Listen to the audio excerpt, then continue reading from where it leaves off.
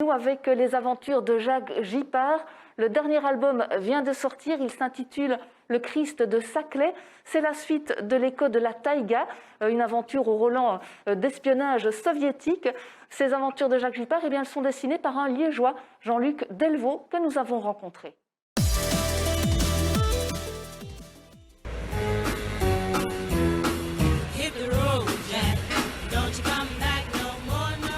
Avec Jean-Luc Delvaux, on est rapidement fixé, on va parler belle voiture. L'illustrateur quitte le volant de sa Peugeot 203 pour retrouver dans son atelier la série des aventures de Jacques Gippard qu'il a lancée avec le scénariste français Thierry Dubois et les éditions Paquet.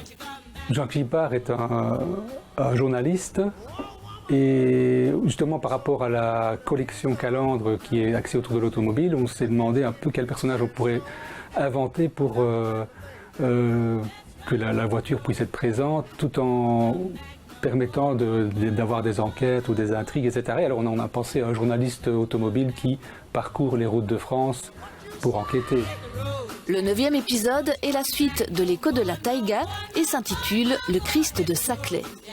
Le Christ de Saclay, c'est un lieu-dit à quelques encablures de Paris et c'est surtout le lieu où a été construit le premier centre atomique français. La série se déroule au début des années 50. Nous sommes en pleine guerre froide. Jacques Gippard a disparu. Son acolyte Petit Breton part à sa recherche. Pour cela, il suit les traces d'Igor, un espion soviétique. Pas d'internet, pas de smartphone dans les années 50. Tout est prétexte à déplacement et souvent à poursuite et cascade. J'ai toujours été amoureux des voitures, je dessine depuis que je suis gamin, donc ça me vient naturellement de donner du mouvement et de faire bouger une voiture, quoi. Puis ce qui est amusant aussi, c'est qu'en bande dessinée, tout est possible, rien ne coûte très cher. Il n'y a pas besoin d'écraser une belle voiture d'époque si on veut faire un accident, quoi. Il suffit de le dessiner, et il n'y a pas de conséquences humaines ou matérielles, voilà.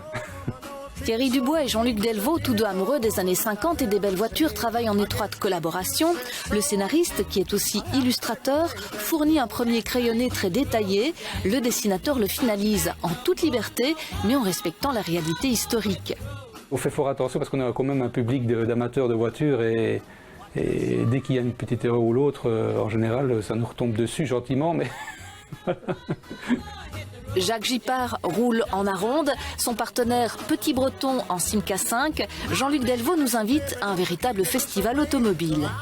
J'aime un peu toutes les voitures de cette époque, mais là nous sommes en France, donc il y a une majorité de voitures françaises parce qu'il y avait justement une loi à l'époque qui faisait que les voitures étrangères étaient très taxées. Donc la majorité des voitures étaient françaises, donc on va retrouver toutes les voitures populaires de l'époque. 4 chevaux, Dauphine, 203, traction avant, 2 chevaux. Une enquête trépidante pour Jacques Gippard, dont la 10e aventure, le trésor de Noirmoutier, est déjà en préparation.